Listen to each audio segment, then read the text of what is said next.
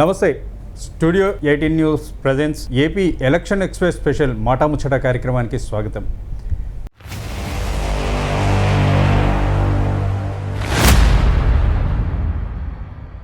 ప్రతిరోజు కూడా మాటా ముచ్చట కార్యక్రమంలో భాగంగా వివిధ వర్గాలకు సంబంధించినటువంటి నేతలందరినీ కూడా పరిచయం చేస్తూ ముందుకు సాగుతున్నటువంటి మాటా ముచ్చట ఈరోజు మరో విశిష్ట అతిథితో కూడా మన ముందుకు వచ్చింది. మరి ఈనాటి అతిథి అంటే ఇప్పటివరకు కూడా మనం చేసినటువంటి అతిథులందరినీ కూడా మనం పరిచయం చేసుకుంటూ ఉన్నాం. కానీ తనకంటూ ఒక విలక్షణత కలిగి ఉన్నటువంటి అతిథి ఈరోజు.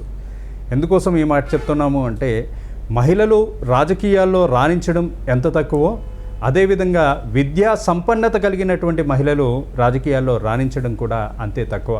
అలాంటిది ట్రిపుల్ PhD సాధించి ఈ రోజున మరొక్కసారి కూడా నిత్య విద్యార్థినిగా పేరుగాంచినటువంటిది బొత్స ఝాన్సీ లక్ష్మి గారు. మరి ఆవిడతో మనం మాటా ముచ్చట కార్యక్రమాన్ని ఈరోజు కొనసాగించుకోబోతున్నాం. మరి మాటా ముచ్చట కార్యక్రమంలో తన రాజకీయ భవిష్యత్తుతో పాటు అదేవిధంగా గతం నుంచి ఇప్పటి వరకు కూడా చేసినటువంటి అనేక సందర్భాల్లో తనకు ఉన్నటువంటి అనుభవాల్ని పంచుకునేటువంటి విధానాన్ని కూడా ఒకసారి మనం చర్చించేటువంటి ప్రయత్నం చేద్దాం.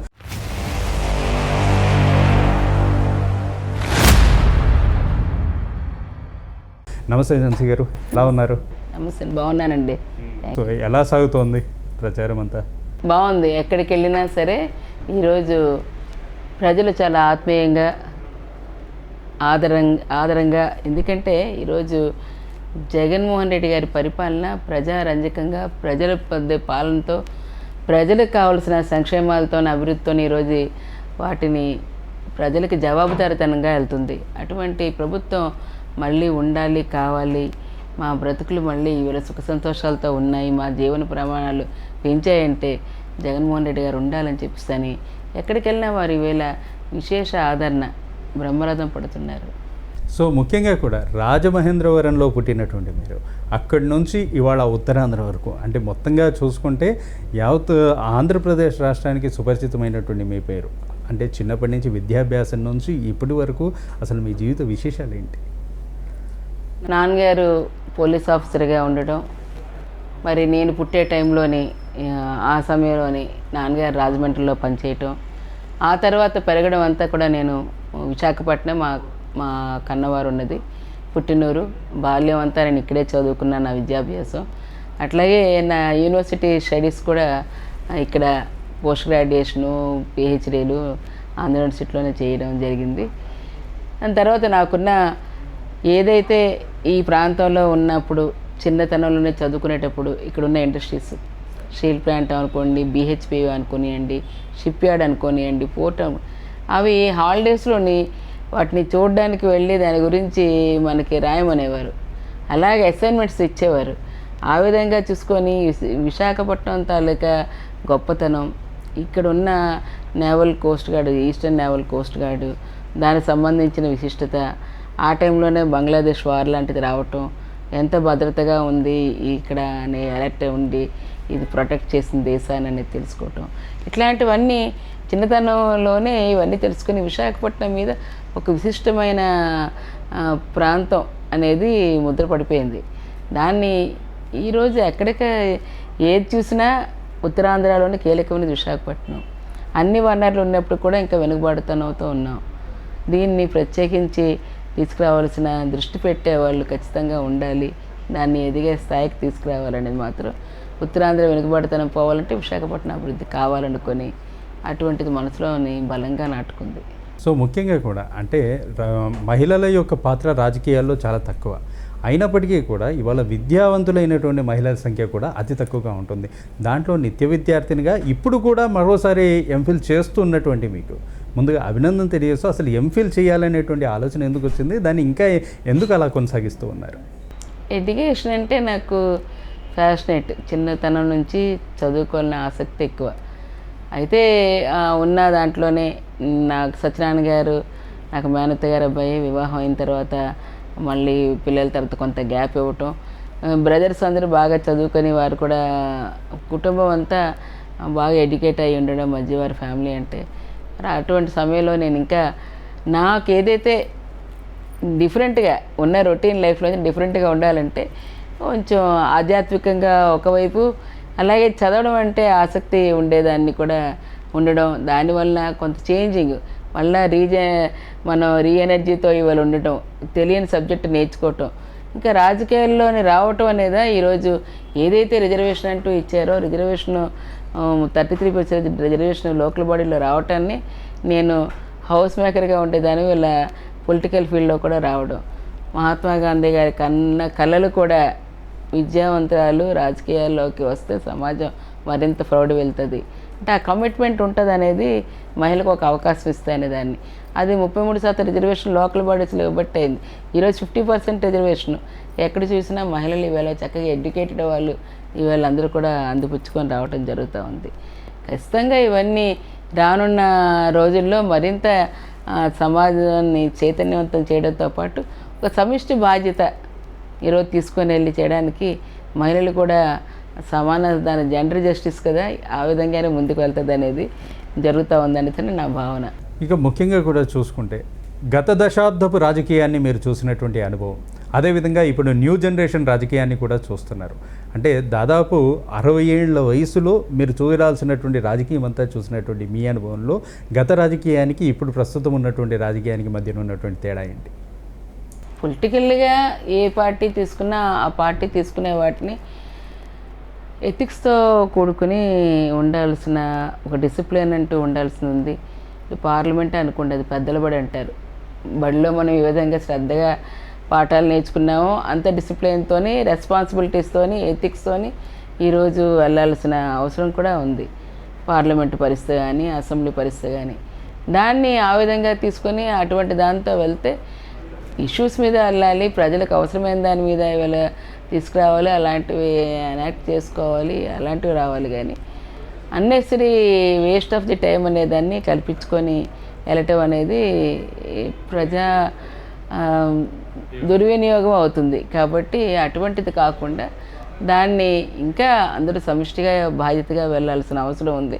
అటువంటిది గతంలో కంటే ఇప్పుడు కాలంలో కొంత ఎక్కువ కనిపిస్తూ ఉంది. అది ఒక్క పక్కనైతే, రెండవది అప్పుడు ఉన్న దానికి ఇప్పుడు చేస్తున్న పరిపాలన చేస్తున్న వాటికి సపోజ్ మన ఏపీఏ తీసుకుంటే అసలు దాంట్లో గతంలో కొన్ని రాజశేఖర రెడ్డి గారు ఉండే టైంలో జరిగినాయి. ఏదైతే మాట ఇచ్చారో ఆ మాట కట్టుబడి అనేక కార్యక్రమాలు చేసుకుంటూ వెళ్ళడం, సంక్షేమం అయ్యేది, డెవలప్మెంట్ అయ్యేది. కొన్ని అయితే రిఫార్మ్స్ మెయిన్గా ఎడ్యుకేషన్లో తీసుకొచ్చారు, హెల్త్లో తీసుకొచ్చారు. ఆరోగ్యశ్రీ అని తీసుకొచ్చిన దాన్ని సాక్షాత్తు అప్పుడు అమెరికా ప్రెసిడెంటే ఒబామా గారు కూడా అప్రిషియేట్ చేశారు రాజశేఖర రెడ్డి గారిని. ఎట్లా చేశారు, ఏంటి, ఏ విధంగా ఇస్తున్నారు, ఇంతమందిని ఎలా సపోర్ట్ చేస్తున్నారని. అలాంటిది ఇప్పుడు జగన్మోహన్ రెడ్డి గారు చేస్తున్న వాటికి ఇంకా దాన్ని ఇంకా విస్తృతపరిచి మధ్యలో నిర్వీర్యం చేశారు. దాన్ని పెట్టారు కానీ దాన్ని నిర్వీర్యం చేసి అంతంత మాత్రం కంటి తుడుపుగా తీసుకొచ్చారు. 2014 నుంచి 19 వరకు ప్రతిపక్షంగా చంద్రబాబు నాయుడు గారు పరిపాలించేటప్పుడు. అంతేకాకుండా అజెండాలోని అంశాలు ఇచ్చిన దాంట్లో ఒక్కటంటే ఒకటి చేసి తీరిన పరిస్థితి లేదు.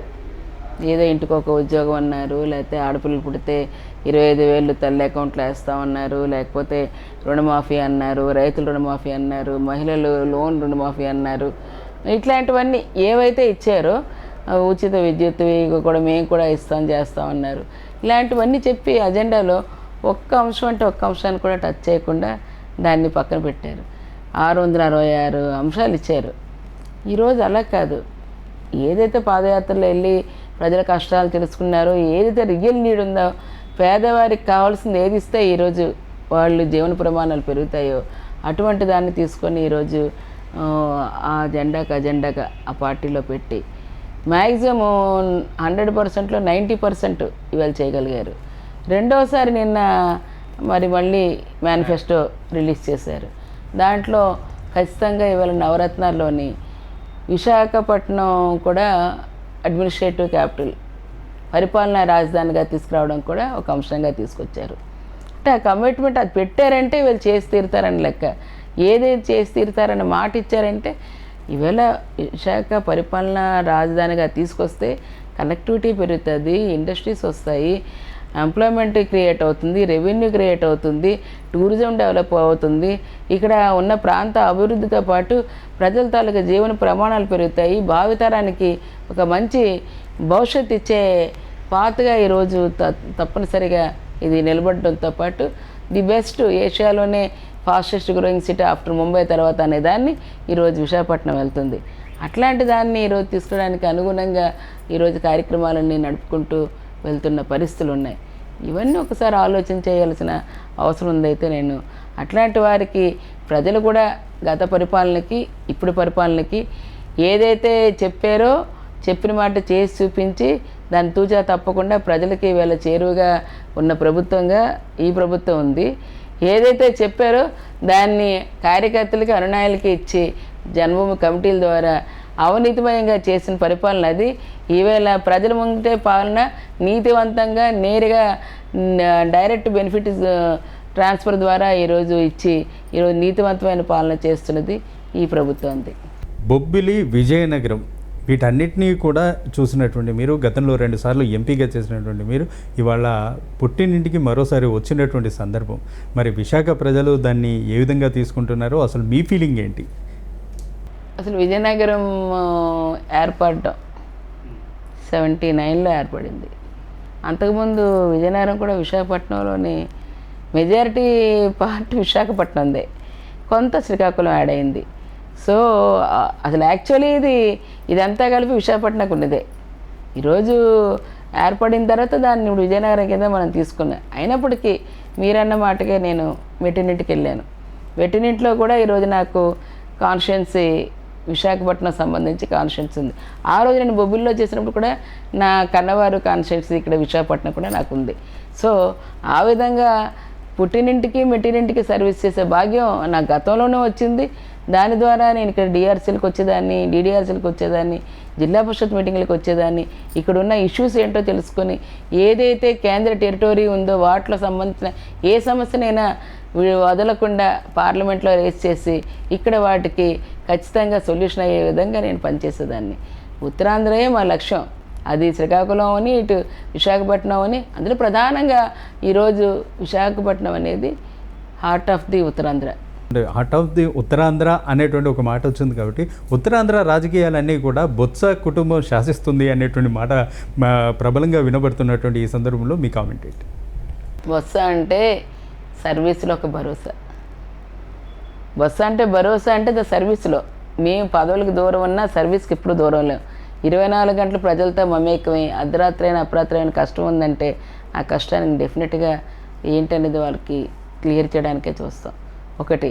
రెండవది, ప్రజలు ఇచ్చింది ఏదైనా సరే ఈరోజు మ్యాండేటరీతోని ఎన్నికల్లో పోటీ చేసి మేము ప్రజల తాలూకా వారి తీర్పుతో మేము ఎన్నుకోబడుతున్నాం తప్పితే ఏ ఒక్కరోజు కూడా నామినేటెడ్ పోస్టులు మా కుటుంబంలో లేవు.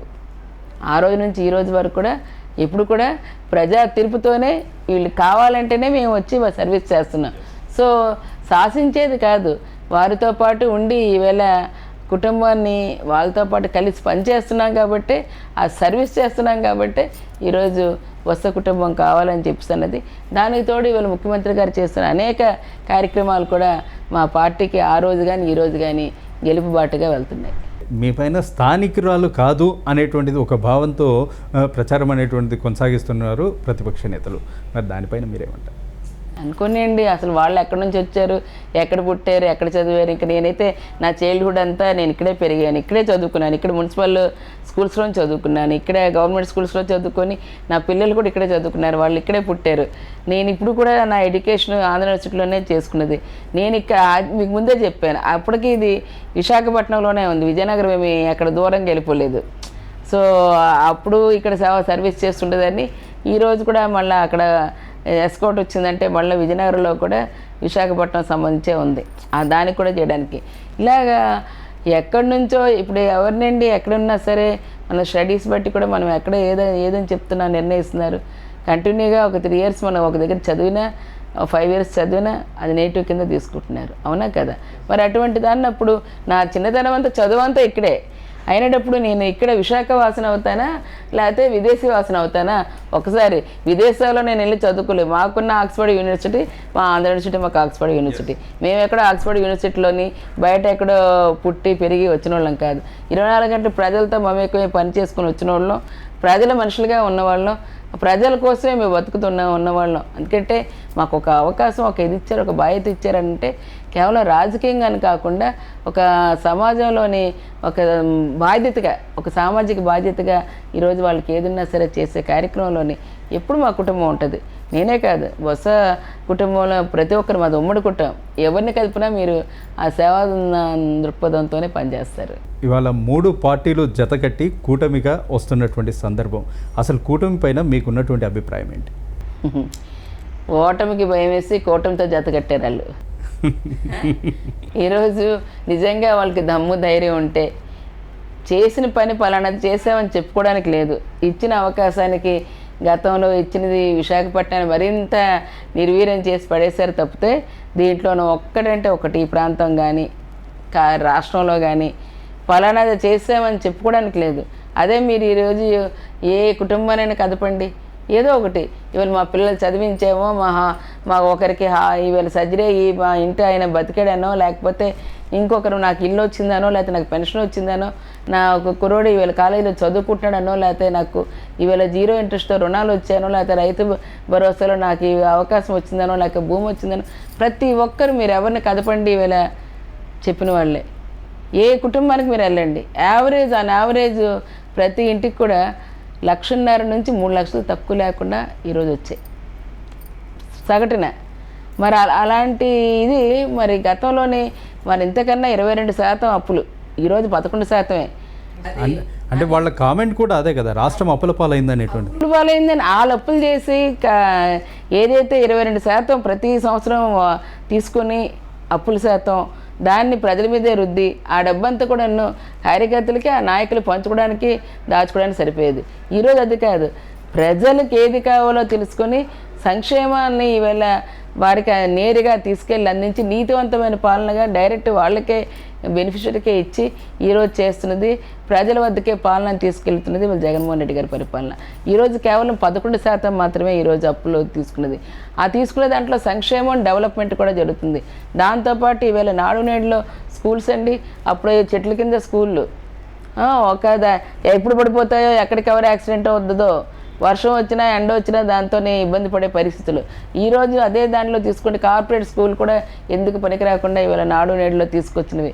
3rd క్లాస్ నుంచే ఇవన్నీ బైలింగ్వల్ బుక్స్, 3rd క్లాస్ నుంచి టోఫెల్ లాంటివి చెప్పడం, ఈరోజు బైజ్యూస్ లాంటి కంటెంట్తోని ఈరోజు స్పెషల్ ట్రైనీస్ టీచర్స్ని కూడా దానికి అవసరమైన వాళ్ళందరినీ వేయటం, ఈరోజు ఫ్లాట్ ప్యానల్ బోర్డ్స్తో డిజిటల్ క్లాస్ రూమ్స్ పెట్టడం, వారికంతా ఈరోజు అమ్మఒడి కార్యక్రమంలోని వీళ్ళు నేరుగా తల్లి అకౌంట్కే ఆ అమౌంట్ 15,000 రూపాయలు వేశారు. ఇప్పుడు ఇంకా పెంచారు, 17,000 పెట్టారు, కొత్త మేనిఫెస్టోలో పెంచారు.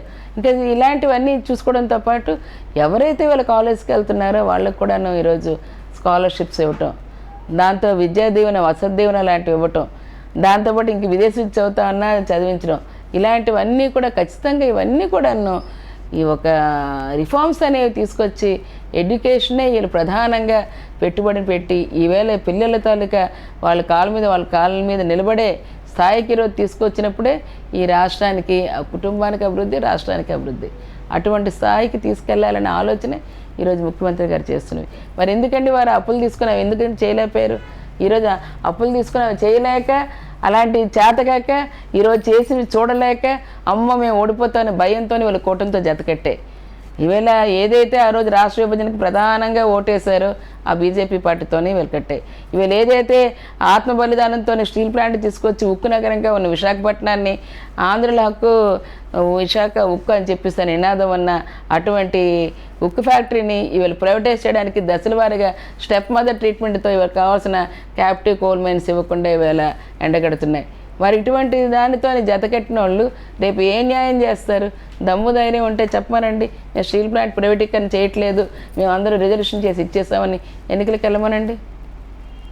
అది చేసేదే. ఎందుకంటే ఆ రోజు మినీరత్న స్టేటస్లో ఉంటే దాన్ని నవరత్నాలోకి తీసుకెళ్ళి పార్లమెంట్లో మాట్లాడి అవసరమైన captive iron ores, coal mines అని వాటిని అన్నింటి తీసుకొచ్చి, అంతేకాకుండా ప్రైమ్ మినిస్టర్ గారి ద్వారా చెప్పి రాష్ట్రీయ ఇస్పాట్ నిగమ్ లిమిటెడ్లో 8,900 కోట్లు తీసుకొచ్చి దాని మినీరత్న నుంచి నవరత్న స్టేటస్ తీసుకొచ్చి బెస్ట్ స్టీల్ ప్రొడక్షన్ అనేది పెంచి ఈరోజు దక్షిణ భారతంలో ఏకైక స్టీల్ ప్లాంట్గా నిలబెట్టిన రోజులు అవి. ఈరోజు దానికి విరుద్ధంగా నడుస్తున్న రోజులు ఇవి. మీరు చేసిన వారు ప్రజలకి ఈరోజు అటువంటి వాటితో జతకట్టినప్పుడు రేపొద్దున ఏం న్యాయం చేస్తారు? ఈరోజు న్యాయం చేయాలంటే ఖచ్చితంగా ఇక్కడ మళ్ళీ అందరూ కూడాను మళ్ళీ పరిపాలన రావాలి. ఏమన్నా రాష్ట్రం, కేంద్రం, ప్రజలు సంయుక్తంగా చేయాల్సినవి. కొంచెం కేంద్ర పరిధిలో లోబడిన క్లియరెన్స్లు రావాలి, రాష్ట్ర పరిధిలో రావాల్సిన ఏవైతే ఉన్నాయో వాటివన్నీ కూడా ల్యాండ్స్ వాటికి సంబంధించినవన్నీ రాష్ట్రం నుంచి ఇవ్వాలి.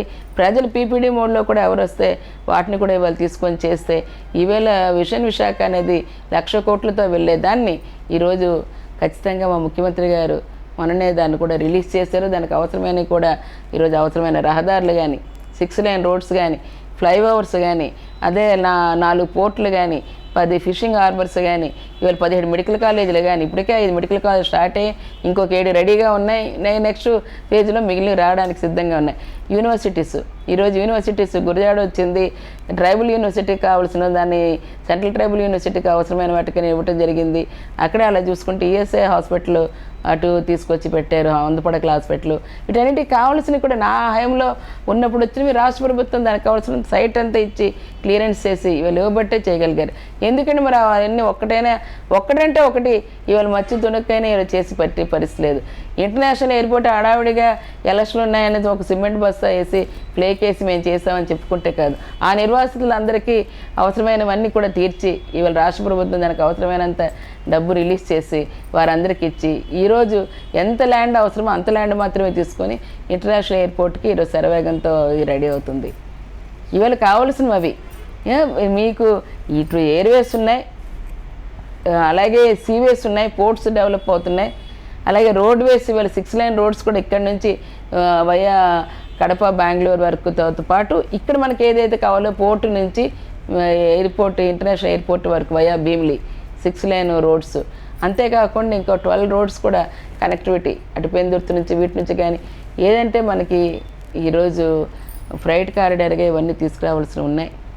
ఎగుమతులు దిగుమతులకి ఇవాళ లాజిస్టిక్స్ కూడా వాటికి అవసరమైన వాటి అన్నిటిని కూడా ఈరోజు మంచి రోడ్స్ కూడా వ్యవస్థ కూడా కావాల్సినవి ఉన్నాయి. వాటిని ఇవన్నీ కూడా కొంచెం కేంద్ర పరిధిలో ఉన్నవి కూడా ఉన్నాయి.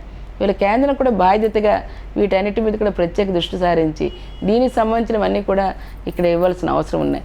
ఇది రైల్వే కనెక్టివిటీ, ఈవేళ ఇది ట్రై స్టేట్ జంక్షన్. ఇది ఇటు ఒరిస్సా కానీ, ఛత్తీస్గఢ్ కానీ, మధ్యప్రదేశ్ కానీ, అటు వెళ్తే వెస్ట్ బెంగాల్ కానీ, ఇటు వెళ్తే మనకి మన తెలంగాణ ఒక పక్కని, చెన్నై లైన్ ఒక పక్కని, ఇలాగా మనకి ఏ చూసినా ఏదైనా ఇప్పుడు అడ్మినిస్ట్రేటివ్ క్యాపిటల్ కావాలని ఎందుకండి వచ్చింది?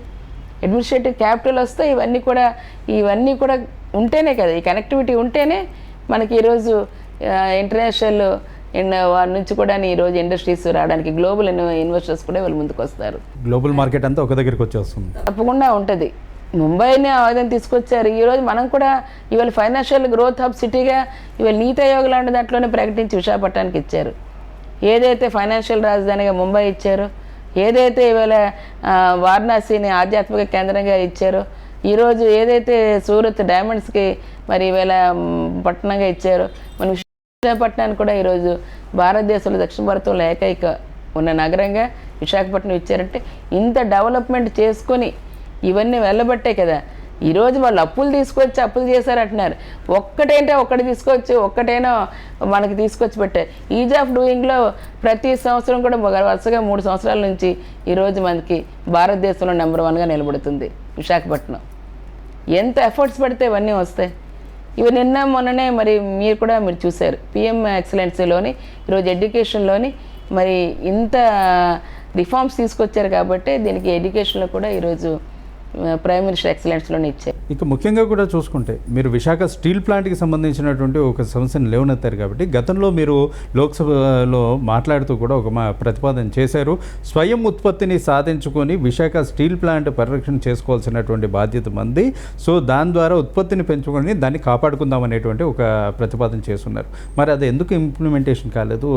సెంట్రల్ గవర్నమెంట్ దాని విశాఖ స్టీల్ ప్లాంట్ పైన శీతకాన్ని ఎందుకు వేసిందంటారు అప్పటి నుంచి? ఈరోజు దక్షిణ భారతంలోని ఖచ్చితంగా ఉన్నది ఏకైకంగా అదొక్కటే. ఇక్కడ ఉన్న ఈ ప్రజల తాలూకా మనోభావాలను కూడా ఒక సెంటిమెంట్తో స్టీల్ ప్లాంట్ వచ్చింది. ఎంతమందో ఆత్మ బలిదానం కొన్న తర్వాత స్టీల్ ప్లాంట్ వచ్చింది. అటువంటి దాన్ని వీళ్ళు ప్రొటెక్ట్ చేయాల్సిన అవసరం ఈవేళ కేంద్ర ప్రభుత్వం మీద ఉంది. అటువంటి దాన్ని చూసుకొని చేయాల్సి, దానికి అవసరమైనవన్నీ కూడా వీళ్ళు ఇచ్చి తీరి వాటికి పబ్లిక్ సెక్టార్లో ఉంచాల్సిన అవసరం వాళ్ళకు ఉంది. అటువంటి దాన్ని స్థానికంగా ఉండే వాళ్ళకైతే దీని మీద గట్టి ప్రెషర్ ఇవ్వటం అవుతుంది, అది కావాలని చెప్పడం అవుతుంది. అంతేకాకుండా ఇక్కడ ఖచ్చితంగా ఈ ప్రాంతవాసుల తాలూకా ఏదైతే మనోభావాలు దెబ్బతినడమే కాకుండా ఇది దేశీయ స్థూల ఉత్పత్తిలో ఒక మంచి భాగంగా, ప్రధాన భాగంగా ఇన్కమ్ రెవెన్యూ జనరేట్ చేసే సంస్థగా కూడా ఈరోజు పిలువబడుతుంది. గతంలో కూడా BHPని అలాగే చేద్దాం అనుకుంటే BHELలో మర్జ్ చేయించాం. అలాగే షిప్ యార్డ్లోని వాటికి ఆర్డర్స్ ఇవ్వకుండా దాన్ని మరుగున పెట్టే పరిస్థితిని ఉంచితే దాన్ని ఈరోజు ఆర్డర్స్ ఇచ్చి మన నౌకలు మనమే తయారు చేసుకునే విధంగా ఈరోజు పెట్టుకొని దాన్ని ఈరోజు నేవీలోను విలీనం చేసి దాన్ని ఈరోజు తీసుకొచ్చాం. అలాగే మీరు ఏదైతే ప్రజలకి ఇబ్బంది లేకుండా, అక్కడ ఉద్యోగులు కార్మికులకు ఇబ్బంది లేకుండా దాన్ని పరిరక్షించవలసిన అవసరం ఉంది. దాన్ని ఆ టెక్నికాలిటీ చూడాలి, కానీ దాన్ని నిర్వీర్యం చేసి వేరే వాళ్ళకి ఇచ్చేయాలని చూడడం అనేది అది మంచి పద్ధతి కాదని నేనైతే గట్టిగా వాదిస్తున్నాను. ఖచ్చితంగా రేపు ప్రజలు అవకాశం ఇస్తే మళ్ళీ వాటి గురించి ప్రజలకు విస్తృత ప్రయోజనాల దృష్టిలో ఏదైతే మంచి జరుగుతుంది అనుకొని వారందరూ ఏదైతే మరి అడుగుతారో దాన్ని ఖచ్చితంగా వారు వెంట ఉండి దాన్ని సాధించుకోవడానికి నా వంతు, నా కృషి నేను తప్పకుండా చేస్తాను. విశాఖ రైల్వే జోన్ ఇది ఒక ప్రధానమైనటువంటి భాగంగా కూడా కనబడుతుంది. దాని సాధన కోసం ఎన్నోసార్లు గలం విప్పినటువంటి మీరు అసలు మరి విశాఖ రైల్వే జోన్ విషయంలో కేంద్ర ప్రభుత్వం అనుసరిస్తున్నటువంటి విధానం ఏంటి, అసలు అది ఎందుకు ఇక్కడ సాధ్యపడేటువంటి పరిస్థితి కనబడట్లేదు? రైల్వే జోన్ అనేటప్పుడు ఏదైతే విభజనలో భాగంగా ప్రతి రాష్ట్రానికి ఉన్నట్టుగా మనకు కూడా రైల్వే జోన్ మనకు అడగడం జరిగింది. దాంట్లో కేకే లైన్తో కూడుకున్న వాల్టేర్ డివిజన్తో కలిపి ఉన్న రైల్వే జోన్ని మనం ప్రతిపాదించాం. దాన్ని ఈరోజు ఎన్నికల ముందు మేము ఇచ్చేసాం రైల్వే జోన్ అని చెప్పిస్తేనే దాన్ని తీసుకొచ్చి పెట్టి హడావిడిగా దాన్ని అనౌన్స్ చేసి జోనల్ ఆఫీసుకు సరిపడే స్థలాన్ని అడిగి వీళ్ళ దానికి సంబంధించిన దాన్ని కేటాయింపు చేసుకొని దానికి సంసిద్ధత వ్యక్తం చేస్తున్నారు. కానీ ఈరోజు మనకు కావాల్సినది కాదు. ఈరోజు స్టీల్ ప్లాంట్ ఉన్నాయి, మైనింగ్స్ ఉన్నాయి, వాటర్ సోర్స్ ఉంది, ఈరోజు దానికి సంబంధించిన ల్యాండ్స్ కూడా, రైల్వే ల్యాండ్స్ కూడా ఉన్నాయి చుట్టుపక్కల ప్రాంతాల్లోని. సో అలాంటి వాడి దగ్గర ఈరోజు coach factory, wheel factory, wagon factory, locomotive ఏదో ఒకటి ఈరోజు అలాంటి సంస్థ కూడా ఇచ్చినట్లయితే రైల్వేకి ఒక పరిశ్రమ ఉంటుంది, రెవెన్యూ పెరుగుతుంది, చాలామందికి ఈ ప్రాంతంలోనే ఎంప్లాయ్మెంట్ దొరుకుతుంది, ఉత్పత్తి రంగంలో కూడా ఇంకొక రైల్వే నుంచి ఇక్కడ పబ్లిక్ సెక్టర్లో పరిశ్రమ వస్తుంది. అట్లాంటి దాన్ని ఇక్కడ పెట్టే విధంగా అడుగులు వేయాలి. కానీ అంతేగాని దీనిదో మీకు ఇచ్చాం రైల్వే జోను, తాంబూలం ఇచ్చాం తన్నుచామండి అనే విధంగా చందంగా ఈరోజు ఉంచడం కూడా అది కరెక్ట్ కాదు. దాన్ని ఖచ్చితంగా దీన్ని లేవనెత్తి పూర్తి స్థాయిలో దీనికి ఇవ్వాలని చెప్పి కూడా డిమాండ్ చేస్తున్నాం. ప్రతిపక్షాలు ప్రధానంగా కామెంట్ చేస్తున్నటువంటి వ్యవస్థ వాలంటీర్ వ్యవస్థ. జగనన్న ప్రభుత్వంలో ముఖ్యంగా కూడా అతి శ్రద్ధతో తీసుకొచ్చినటువంటి వ్యవస్థ. మరి దానిపైన ప్రతిపక్షాలు చేస్తున్నటువంటి కామెంట్లపై మీ స్పందన ఏంటి? అసలు వాలంటీర్ వ్యవస్థ పెట్టిన తర్వాత కరోనా లాంటి కష్టకాలంలో కూడా వాళ్ళు ప్రాణాలకి తెగించి ఏదైతే ప్రభుత్వం ఇస్తున్న సంక్షేమ ఫలాలు ప్రతి ఇంటికి కూడా వారు ప్రతి 50 ఇళ్ళకి ఒక వాలంటీర్ని పెట్టి స్థానికంగా ఉండే వాళ్ళకి అవకాశం ఇచ్చి వారికి ఒక గౌరవవేతనలాగా ఇచ్చి ఈరోజు తీసుకొని వెళ్ళి ఎంతమందికి ఒక సామాజిక బాధ్యతను కూడా నేర్పించి అటువంటి వారిగా వాలంటీర్స్ని తీసుకొచ్చి, వాలంటీర్స్ కాదు వారియర్స్ ఇవాళ ఫైట్ చేశారు. అట్లాంటి వారిని ఈరోజు ప్రతి ఒక్కరూ సమాజంలో ఏవైతే ఉన్నాయో ఇబ్బందులు వాటన్నిటిని కూడా ఈరోజు ఎదుర్కొనే శక్తివంతమైన వాలంటీర్స్గా వారిని పెట్టి ప్రతి ఇంటికి అప్పచెప్పి ఒక పెన్షన్, ఒక అవాతాతలకు అవనియండి, వికలాంగులకు అవనియండి, ఈరోజు వారి ఇంటికే వెళ్ళి తెల్లవారుసరికి ఇచ్చి అటువంటి పరిస్థితులు. అలాంటివి ఎవరైనా ఎలిజిబుల్ ఉన్నారంటే ఎలిజిబుల్ ఏ విధంగా తేవాలని దగ్గరుండి చెప్పి అవన్నీ సచివాలయంలోని దగ్గరుండి చేయించి అటువంటి ఇచ్చే పరిస్థితులు. కరోనా కష్టకాలంలో కూడా వాళ్ళు ప్రతి ఇంటికి కూడా మెడిసిన్ కానీ ఇవన్నీ అందించి వారు చేసిన పరిస్థితులు. ఆ రోజేమో వాలంటీర్ వ్యవస్థ వల్లనే సాక్షాత్ ప్రధానమంత్రి గారే అప్రిషియేట్ చేశారు. వాలంటీర్ వ్యవస్థ వలన ఆంధ్ర రాష్ట్రం కూడా ఈవేళ చాలా కరోనా లాంటి కష్టకాలంలో కూడా వారు ప్రజల పట్ల తీసుకున్న శ్రద్ధ వల్ల అతి తక్కువ మిగిలిన వాళ్ళతో పోలిస్తే మనకి చాలా సేఫ్గా మరణాల సంఖ్య కానీ ఇవి కానీ అన్నీ తగ్గి ఎప్పటికప్పుడు మెడికేషన్ వారికి అందరికీ అందిస్తూ ఆరోగ్య లాంటి దాంట్లో కూడా కరోనా పేషెంట్స్ని పెట్టి ఈరోజు వారికి అంతా ట్రీట్మెంట్ చేయించి అలాంటి ఎంతో మందిని లైఫ్లు సేవ్ చేసిన అటువంటి వ్యవస్థని దాన్ని రకరకాలుగా విమర్శించడం అనేది వారి విజ్ఞతకే వదిలేసాం. ఒక మనిషిగా చూసిన వాళ్ళకి వారి గురించి తెలుస్తుంది. మనిషి కాని వాళ్ళకి ఏం మాట్లాడితే మాత్రం వాళ్ళకి ఏం అర్థం అవుతుంది? మీకు తెలియదే ఉంది. ఇంకా ఆ విజ్ఞత వాళ్ళకే వదిలేసాం, ఎటువంటి విజ్ఞత అనేది. ఇకపోతే వై నాట్ 175 అనేటువంటిది జగన్ గారి నినాదం. మరి జగన్ని డకౌట్ చేస్తామంటున్నారు కూటమి పార్టీ నేతలు. వాళ్ళకి మీరు ఇచ్చే ఆన్సర్ ఏంటి? కళలు కనమనండి, బాగా కళ్ళలోనైనా ఆనందపడమనండి. ఈరోజు ఖచ్చితంగా వై నాట్ 175 అనే దాన్ని 100కి 100 రూపాయలు మా ముఖ్యమంత్రి గారు అనడానికి అర్హత. ఆయన ఒకటే అన్నారు, ప్రతి ఇంట ప్రభుత్వం మంచి చేస్తుందంటేనే అవకాశం ఇవ్వండి, లేకుంటే మీరు నన్ను మర్చిపోండి అని కూడా అని అంటున్నారు. అంటే ఎంత ధైర్యం ఉండి ఎంత నిజాయితీ దాంట్లో కనిపిస్తుందో ఒక్కసారి ఆలోచన చేయండి. ఈరోజు ఆ చేస్తున్నాం అనే దాన్ని, ఈరోజు ప్రజలకు అందిస్తున్నాం అనే దాన్ని నేరుగా ఈరోజు వారందరికీ మేము చేస్తున్న సర్వీసు తప్పకుండా ప్రజలు మమ్మల్ని ఆదరిస్తారనే ఒక నమ్మకం, మళ్ళీ సర్వీసుకు కావాలని అడుగుతారనే ఒక నమ్మకం బలమైన దృఢమైనది ఉంది. కాబట్టే ఈ రాష్ట్ర అభివృద్ధి మళ్ళీ జగన్మోహన్ రెడ్డి గారితో సాధ్యం. కాబట్టే ఈవేళ కులాలు, పార్టీలకి, ప్రాంతాలకు అతీతంగా వెళ్తున్న కార్యక్రమాలు నేరుగా వారికి అందించబట్టే ఖచ్చితంగా వై నాట్ 175 అనే దానికి 100కి 100 రూపాయలు ఖచ్చితంగా ఈరోజు అన్ని ప్రాంతాల వారు మళ్ళా 100% రిజల్ట్ ఇవాళ ఇవ్వడానికి సిద్ధంగా ఉన్నారనేది ఇక్కడ వ్యక్తం అవుతుంది. కూటమితో జత కట్టినప్పుడే ఓటమి కళ అంగీకరించినండి. ఒక్కరితోని పోటీకి వస్తే ఆడలేక మధ్యల మీద ఏడ్చినట్టుగా ఇప్పుడు కూటమితో జత కట్టి వాళ్ళు ముందుకు వచ్చారు. వైఎస్ ఫ్యామిలీకి అత్యంత సన్నిహితమైనటువంటి మీరు, వైఎస్ని అన్న అని పిలిచేటువంటి మీరు, ఇవాళ చూసుకుంటే వైఎస్ ఫ్యామిలీ నుంచి షర్మిల జగన్ పైన అనేకమైనటువంటి ఆరోపణలు చేస్తున్నారు. అదేవిధంగా ఆ కామెంట్స్ ఈరోజు మనం సోషల్ మీడియాలో కూడా చూస్తూనే ఉన్నాం. అసలు షర్మిల బయటికి వచ్చి ఆ కామెంట్స్ చేయడం వెనకాల మీకు ఉన్నటువంటి ఉద్దేశం? ఒకటైతే ఆ కుటుంబం మీద వరకు ఒక గౌరవప్రదమైన ఇదే, ఇంటర్నల్గా ఏదైనా ఉంటే చూసుకోవచ్చు. కానీ ఇట్లా భౌతికంగా బయట చంద్రబాబు నాయుడు గారు ఏది చెప్తే అవే మాటలు స్పీచ్లో రావటం అనేదాన్ని మేము ఇప్పుడు గమనిస్తున్నాం. అవే ఇప్పుడు వెళ్తున్నాయి తప్పితే ప్రత్యేకంగా వారు మనసు పెట్టి మాట్లాడిన మాటలు అయితే కాదు అవి. ఇకపోతే ముఖ్యంగా కూడా 3 రాజధానుల అంశం ఇందాకనే మనం మాట్లాడుకున్నాం. ఖచ్చితంగా విశాఖ మరో రాజధానికి మనం చూడబోతున్నాం అనేటువంటి మాట మీరు చెప్తున్నారు. కానీ ప్రతిపక్షాలు ఏమంటున్నాయి? కేవలం వైసీపీ నేతలు మాత్రమే స్వాగతిస్తున్నారు, ప్రతిపక్షాలతో పాటు ప్రజలు కూడా వ్యతిరేకిస్తున్నారు అనేటువంటి మాటని చెప్పుకొస్తున్నారు కదా, దానిపైన మీరు ప్రజల దగ్గరికి వెళ్ళి అడిగితే స్థానికంగా ఉన్న ప్రతి ఒక్కరు కూడా ఈవేళ మా ప్రాంతంలోని పరిపాలనా రాజధాని విశాఖపట్నం కావాలని కోరుకునేవాళ్ళు.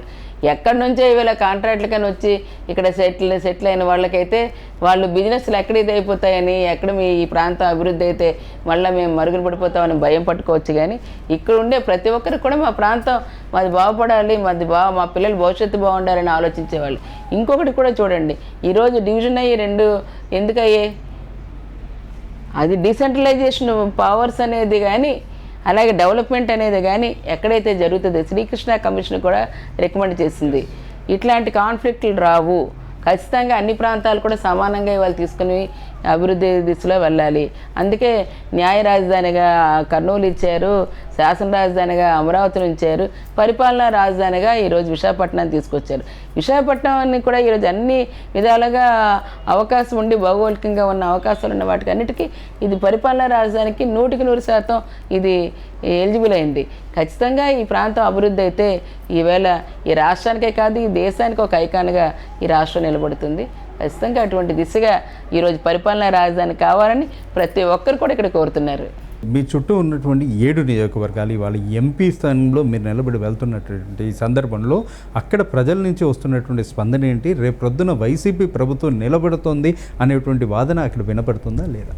ఖచ్చితంగా మీకు ముందే చెప్పాను, 100కి 100% ఈ ప్రాంతంలో ఉన్న ఏవైతే ఎంపీ నియోజకవర్గంలో 7 అసెంబ్లీ నియోజకవర్గాలు ఉన్నాయి, 7 నియోజకవర్గాలు కూడా ఈవేళ ఎక్కడికి వెళ్ళినా ప్రజలు తప్పనిసరిగా మళ్ళీ ఈవేళ జగన్మోహన్ రెడ్డి గారికి మద్దతుగా నిలబడడానికి వీళ్ళు సిద్ధంగా, ముఖ్యంగా మహిళలు అయితే ఇంకా బ్రహ్మరథం పడుతున్నారు. ఇటువంటి తరుణంలోనే అన్ని ప్రాంతాలు కూడా ఈరోజు అభివృద్ధి దిశలో వెళ్తూ ప్రతి ప్రాంతంలో కూడా వాళ్ళకి అవసరమైనవన్నీ కూడా వాళ్ళు చేస్తూ ఉన్న కార్యక్రమాలు ఈరోజు ఒకప్పుడు అయితే లక్షల్లోని చేసేది, ఇప్పుడు ఏ పంచాయతీకి వెళ్ళినా 20 కోట్లు 15 కోట్లు దాటి ఇవాళ కార్యక్రమాలు జరిగిన, అటు వెల్ఫేర్ కానీ అట్లాగే డెవలప్మెంట్ కానీ ఇట్లా చేసుకునే ఏ టైంలో కూడా లేవనే దాన్ని వారు కూడా గమనించారు. ఖచ్చితంగా ఈరోజు ఏది చెప్తారో దానిని చేసుకుంటే వెళ్తున్న ప్రభుత్వంగా ఈ దిశగా వెళ్తున్నారు. 100% మళ్ళీ ఇక్కడికి రావాలి, వస్తని ప్రజలకి ఇవన్నీ అందుతాయనే ఆలోచనతో ఉన్నవి ప్రజలే గమనించి మేము మళ్ళీ మాకు జగనన్నే కావాలి, రావాలి, ముఖ్యమంత్రి కావాలి అని చెప్పని వారంతో వారు అడగడం, వారు కూడా ఇక్కడ ముఖ్యమంత్రిగా ప్రమాణ స్వీకారం విశాఖపట్నంలోనే చేస్తానడం, మరింత ఈ ప్రాంత వాసులందరూ కూడా తప్పనిసరిగా జగన్ ఇక్కడ ముఖ్యమంత్రిగా ప్రమాణ స్వీకారం చేయాలి, దానికి మేమందరం సిద్ధంగా ఉన్నామని వారి తాలూకా అభిమానాన్ని రేపు ఓటు రూపంలోనే వ్యక్తపరుస్తారు. మరి దాని రిజల్ట్ కూడా మీరు చూస్తారు. 100% కూడా ఇక్కడ ఖచ్చితంగా థంపింగ్ మెజారిటీతోని అందరూ కూడా సభ్యులు కానీ ఎంపీ కానీ ఇక్కడ విశాఖపట్నం కైవసం చేసుకుంటారు. సో ఇక ఆది దంపతులుగా కనబడేటువంటి మీరిద్దరూ కూడా, అటు సత్యబాబు గారు కానివ్వండి, మీరు కానివ్వండి, ఇద్దరూ ఒకే పార్టీలో ఒకే వ్యవస్థలో రాజకీయాన్ని నడుపుతున్నటువంటి ఈ సందర్భంలో మీ ఇద్దరి మధ్యన రాజకీయ పరంగా ఉండేటువంటి కోఆర్డినేషన్ ఎలా ఉంటుంది? అసలు సత్యబాబు గారు కానీ లేకపోతే మీరు కానివ్వండి, ఈ సమస్యలపై చర్చించుకుంటున్నప్పుడు మీ మధ్య వచ్చేటువంటి ప్రధానమైనటువంటి అంశాలు ఏ విధంగా ఉంటాయి? ఏమైనా ప్రజలకి సత్యబాబు గారు వారి చాలా, నేను నా మ్యారేజ్ అయినప్పటికే వారు పొలిటికల్లో ఉన్నవారు, సీనియర్.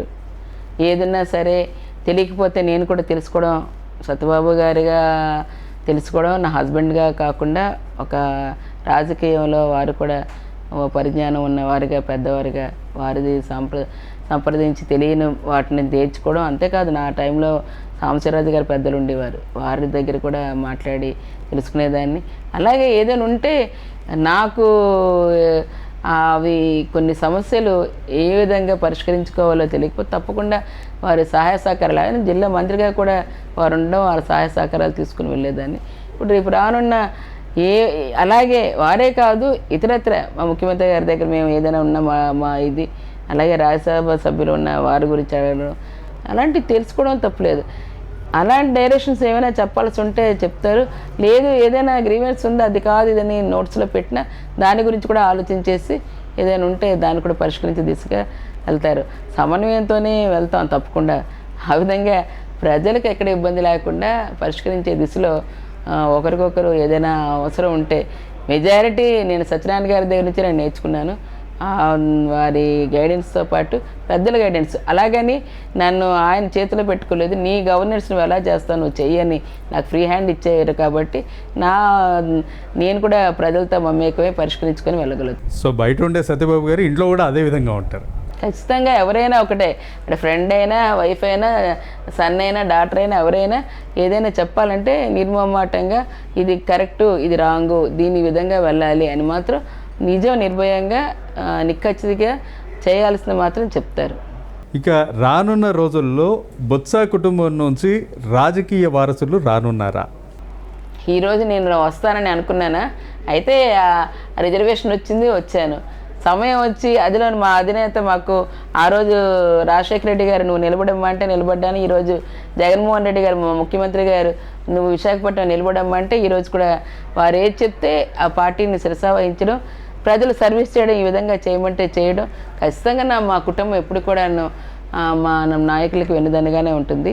వారి ఆదేశాలు మనకు ఎప్పుడు ఏది చెప్పినా సరే కుటుంబంలోనే వారు సిద్ధంగానే ఉంటారు. ఇక ముఖ్యంగా కూడా చూసుకుంటే విశాఖ పార్లమెంటు పరిధిలో మీరు గమనించినటువంటి సమస్యలు ఏమున్నాయి, వాటికి మీ దగ్గర ఉన్నటువంటి పరిష్కారం ఏంటి?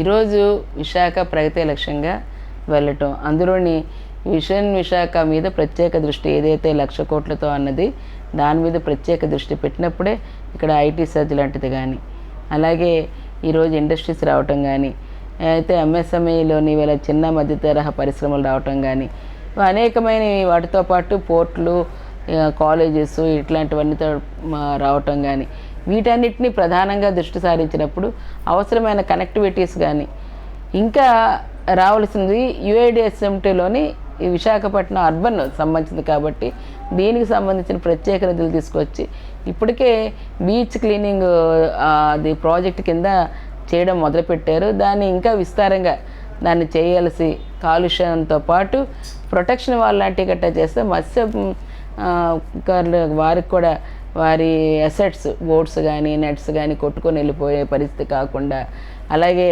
సాయిల్ ఇరోషన్ అవ్వకుండా ఇవన్నీ ప్రొటెక్ట్ చేయాల్సిన, ఎన్విరాన్మెంట్ని కూడా ప్రొటెక్ట్ చేయాల్సిన అవసరం ఉంటుంది. టూరిజం మీద కూడా డెవలప్మెంట్ కోసం మరి దాన్ని కూడా ప్రత్యేకంగా దృష్టి సారించి మన కల్చర్ని ఈరోజు తీసుకెళ్లాల్సిన, భావితరాలకు అందించాల్సిన ఉన్నాయి. అటువంటి వాటి మీద యాజ్ ఏ ఉమెన్ సంబంధించి ఈరోజు వాటితో పాటు మహిళా బ్యాంక్ లాంటి దాని మీద కూడా దృష్టి సారిస్తాను.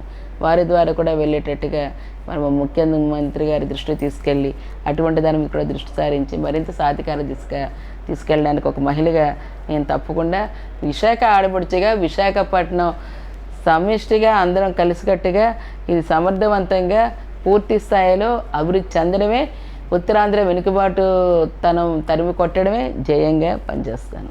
నిన్ననే రిలీజ్ అయినటువంటి మేనిఫెస్టో, అసలు మేనిఫెస్టోలో ఉన్నటువంటి ప్రధాన అంశాలు ఏంటి, జనం దగ్గరికి వాటిని తీసుకెళ్ళడానికి మీరు చేస్తున్నటువంటి ప్రయత్నం ఏంటి? ఆల్రెడీ ఇప్పుడు ఏవైతే ఇస్తున్నారో సంక్షేమం అన్నీ వాటితో పాటు ప్రత్యేకంగా దాన్ని ఎన్హాన్స్మెంట్ చేస్తూ పెన్షన్స్ ఇచ్చారంటే దాంట్లోని 3,000 ఇచ్చిన దాన్ని 3,500 కింద ఈరోజు 2 విడతలుగా దాన్ని పెట్టడం అనేది, అలాగే అమ్మఒడి 15,000 నుంచి 17,000కి ఇంక్రీజ్ చేయటం, అట్లాగే ఈరోజు 3 లక్షల వరకు జీరో ఇంట్రెస్ట్ని పెంచి ఇవ్వటం, అలాగే రైతు భరోసా ఈరోజు ఏదైతే ఉందో 13,000 నుంచి 16,000 చేసి ఇవ్వటం, కాపు నేస్తాం, ఈబీసీ నేస్తాం, అట్లాంటివన్నీ ఇవ్వటం, లారీ డ్రైవర్లతో పాటు ప్రధానంగా ఆటో డ్రైవర్లు, ట్రక్ డ్రైవర్లు, వారికి కూడా హెవీ వెహికల్స్ డ్రైవర్లకు కూడా ఈరోజు వాహన మిత్రాన్ని వారికి కూడా వర్తింపజేసి వారికి కూడా మరి ప్రతి ఏటా 10,000 రూపాయలు వారికి అందించడం. అంతేకాకుండా ఏవైతే ఈవేళ గతంలో ఇచ్చిన అందరికీ అన్ని కులాలకు సంబంధించిన వారికి ఏవైతే ఇచ్చారో వాటికి ప్రతి సంవత్సరం ఇచ్చే మరి ఆ 10,000 అవని, నేతన్నకి 24,000 అవని, ఒక్కొక్కరికి ఒక కేటగిరీ వైజ్గా కూడా ఇచ్చారు. అవన్నీ కూడా ఒక పక్కనే వెళ్తూ రెండో పక్కని డెవలప్మెంట్ యాక్టివిటీస్ అన్నిటి కూడా ఇవాళ పరిశ్రమలు కానీ, రహదారులు కానీ, డ్రింకింగ్ వాటర్ కానీ, జలయజ్ఞం కానీ ఇలాంటివన్నీ కూడా ఈరోజు తీసుకొని వెళ్ళి చేయడానికి రైతు భరోసా లాంటి కానీ ఇవన్నీ కూడా మరి కంప్లీట్గా చేస్తూ ఇక్కడ హెచ్ఐజీ, ఎంఐజీ అట్లాంటి ఎంఐజీ లాంటి ఫ్లాట్స్ని కూడా ఈవేళ మిడిల్ క్లాస్ ఫ్యామిలీస్కి వాళ్ళకి ఉండడానికి అఫోర్డబుల్ హౌసెస్ కూడా అలాంటి వాటిని కూడా ఏర్పాటు చేస్తామని చెప్పినవి. ఇవన్నీతో పాటు ఎవరైతే అవుట్సోర్సింగ్ ఉద్యోగస్తులు ఉన్నారో వాళ్ళకి ప్రధానంగా ఈరోజు 12,000 గతంలో ఉండేది, ఈరోజు వారి సర్వీసెస్ వారి తాలూకు అన్నీ కూడా గుర్తించి ఈవేళ 24,000 25,000 రూపాయలు 25,000 వారికి వాళ్ళు పెంచి ఇవ్వటం అనేది జరుగుతుంది. వారందరూ కూడా ఈవేళ ఒక వాళ్ళ కాళ్ళ మీద నిలబడడానికి మరింత ఈరోజు వాళ్ళ జీవన ప్రమాణాలు పెంచడానికి ఇవన్నీ తీసుకొని చేస్తున్నవి. ఖచ్చితంగా ఈ అజెండా ప్రజా అజెండా మనసు పెట్టి మానవత్వం ఉన్న మనిషిగా ప్రతి ఒక్క పేద కుటుంబానికి ఈవేళ ఆదుకోవాలనే అంశంతో ఈరోజు తీసుకుని వెళ్తున్న అజెండా. ఈ అజెండాని ప్రజలందరూ కూడా ఆమోదించిన అజెండాగా, చెప్పిన పని చేసే అజెండాగా ఈరోజు మా ముఖ్యమంత్రి గారు రిలీజ్ చేశారు, మా పార్టీ రిలీజ్ చేసింది. ఇక చివరిగా కూడా మీరు చెప్తున్నటువంటి పార్టీ మేనిఫెస్టోను పక్కన పెడితే విశాఖ పార్లమెంటు పరిధిలోని ప్రజలకి ఇచ్చేటువంటి హామీ ఏంటి? అందుబాటులో ఉండి సర్వీస్ చేయడం, విశాఖ ప్రగతి లక్ష్యంగా ముందుకు నడవటం. సో ముఖ్యంగా ప్రధానమైనటువంటి ఎజెండా అదే, ప్రధానమైన అజెండా అదే. నాకు ఏదైతే నేను చెప్పాను కదా, విశాఖపట్నం సస్టైనబుల్ డెవలప్మెంట్ అయితేనే మా ప్రాంతం అభివృద్ధి అవుతుంది. అటువంటి దాన్ని ఈరోజు నేను కావాలని కోరుకుంటున్నాను. దానికి నేను నా వంతు పూర్తి సహాయ సహకారాలు అందించి ఆ దిశగా నేను అడుగుపెట్టి ప్రజలకి వాళ్ళతో పాటు సర్వీస్ చేసి భావితరాలకి బంగారు భవిత వేయాలంటే విశాఖ పరిపాలనా రాజధానితోని విజన్ విశాఖతో అభివృద్ధి దిశగా ఇవాళ ముందుకెళ్ళాలి. ఆ ప్రగతి లక్ష్యంగా నేను పనిచేస్తాను. ఇక మీ ఓటర్ మహాశయులకి మీరు చేసేటువంటి అప్పీల్ ఏంటి? మీకు అందరికీ మీ ద్వారా మా ఓటర్ మహాశయులందరికీ కోరుతున్నాను, గతంలో చేసిన ఎంపీగా చేసినప్పుడు విశాఖపట్నం గురించి అనేక అంశాల మీద మరి మాట్లాడడం, ఈ ప్రాంతానికి సర్వీస్ చేయడం జరిగింది. ఈరోజు నేరుగా మరి కన్నవారింట్లో కూడా సర్వీస్ చేసే భాగ్యాన్ని, ఇక్కడ డెవలప్మెంట్లో భాగస్వామ్యాన్ని మీరు పంచుకోవాలి, మీతో పాటు నేను పంచుకొని ఈ సమస్యల గళాన్ని పార్లమెంట్లో వినిపించే గత అనుభవం కూడా తోడై త్వరితగతినే వాటిని పరిష్కరించే దిశగా తీసుకెళ్ళడానికి ఈ ఆడబిడ్చకు అవకాశం ఇవ్వమని, మరి తప్పనిసరిగా మీ ఆశీర్వాదం ఇచ్చి ఫ్యాన్ గుర్తుపై ఓటేసి గెలిపించమని కోరుతున్నాను. థ్యాంక్ యూ ఝాన్సీ గారు. నమస్కారం. సో మొత్తం మీద ఇది ఝాన్సీ గారితో సాగినటువంటి మాట ముచ్చట. ఏది ఏమైనప్పటికీ కూడా మరోసారి రాష్ట్రంలో వైసీపీ జెండా ఎగరడం ఖాయమంటున్నారు. జగన్ ముఖ్యమంత్రిగా విశాఖ నుంచి ప్రమాణ స్వీకారం చేయడం కూడా అంతే సాధ్యమనేటువంటి మాటని తన మాటల ద్వారా చెప్పినటువంటి ఝాన్సీ గారు ఖచ్చితంగా విజయదుందుబిని మోగించి మరోసారి మనందరం మన ఆడపడుచుగా ఎంపీగా చూడాలని ఆకాంక్షిస్తూ మరో విశిష్ట అతిథితో మళ్ళీ కలుద్దాం. అంతవరకు సెలవు. నమస్కారం.